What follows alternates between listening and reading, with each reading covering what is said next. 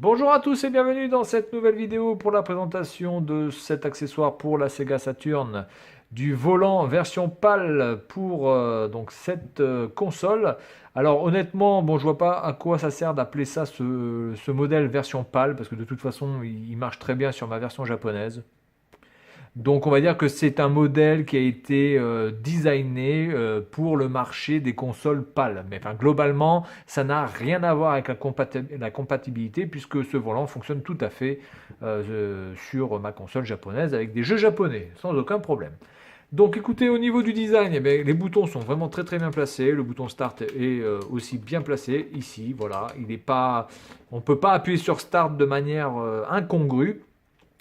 Les palettes derrière qui permettent de passer, de monter les rapports ou de baisser les rapports sont vraiment aussi très bien placés. Ils prennent toute la largeur ici et se passent avec simplement le petit doigt et sans forcer. Donc vraiment d'une sensibilité très très bonne, mais pas trop sensible non plus. Hein, ça ne se passe pas automatiquement. C'est pas parce que vous allez bouger que la palette va automatiquement passer une vitesse.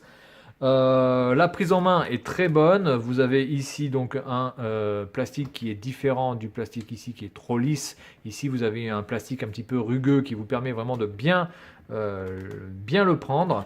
Et puis retour de force. Voilà, il n'y a rien à dire, c'est du très très bon. Ce volant est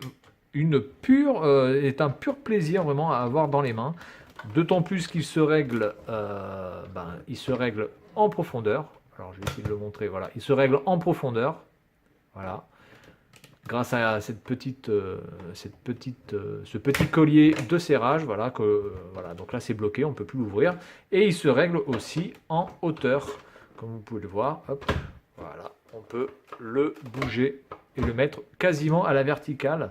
Donc c'est vraiment du très très bon. Et puis ça tient très bien. Le plastique est de bonne qualité.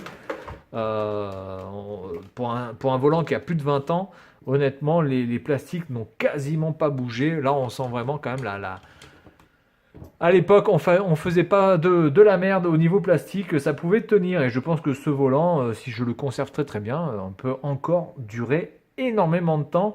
Peut-être le problème viendra plus au niveau de l'axe ici, qui risque peut-être de se fatiguer. Mais allez, un petit coup de W40 et WD-40 ou de lubrifiant et ça devrait aller tout seul. Voilà, donc c'est tout pour la présentation de ce volant Sega Saturn MK80304 ou 3804, je ne sais plus. 80304, voilà. Version PAL. Et puis moi je vous dis à la prochaine. Salut à tous.